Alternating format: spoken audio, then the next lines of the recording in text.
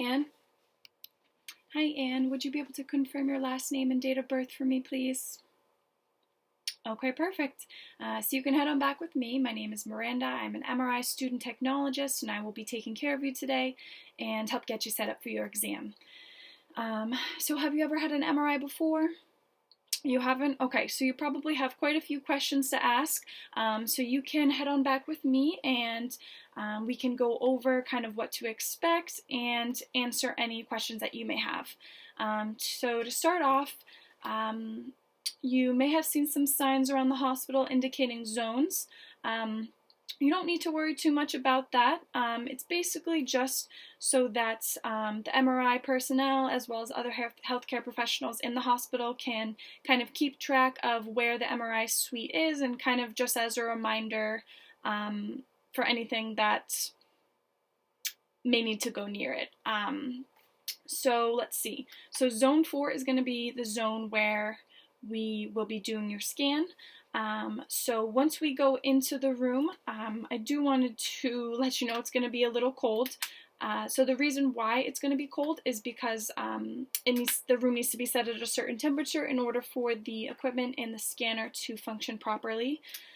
The size of the magnet is also something to note. It's pretty big, but that's because we need patients to go inside of them so that we are able to get the images that we need.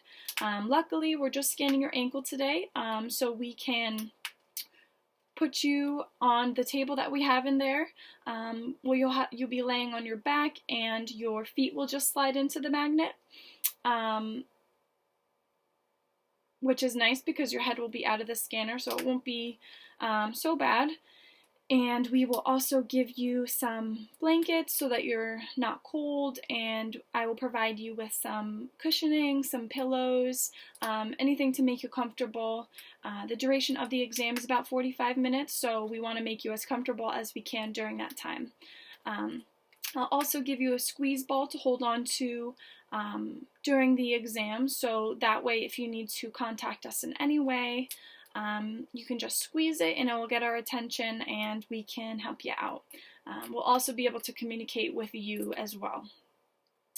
The last thing is we would need to give you some earplugs. So the reason being is because the magnet is pretty loud.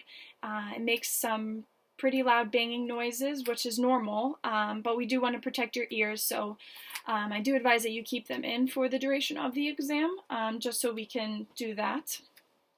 Next, we will go over the safety screening form that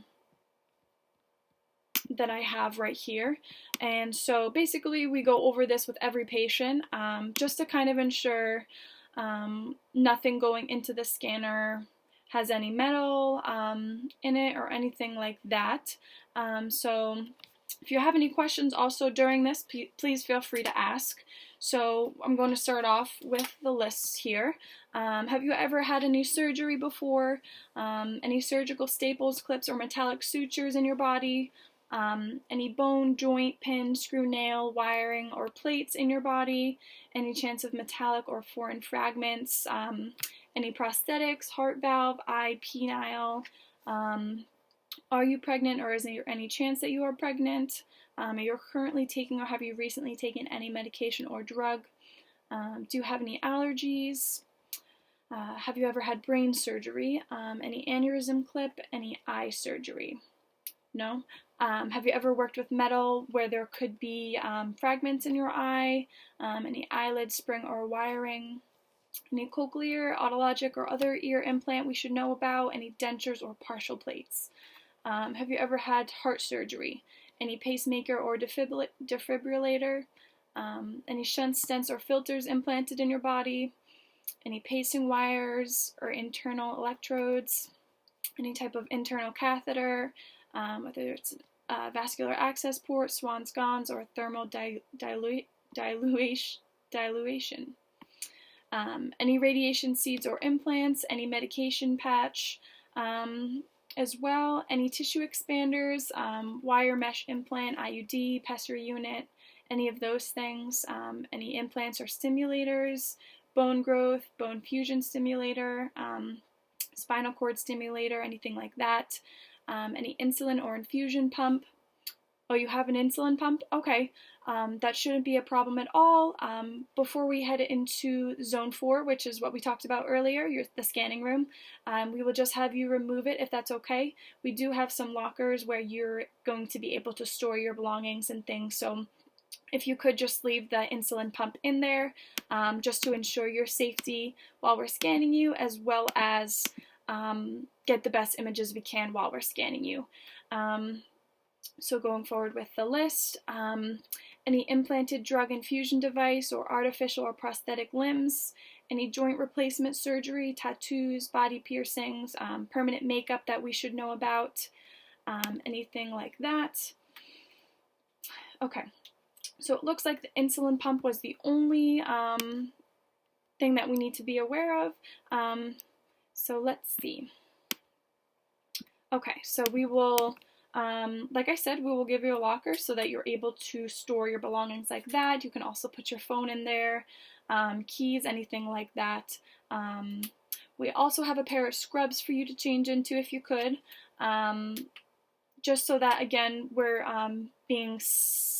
putting your safety as our top priority, and to ensure you don't have any metal in your clothing either.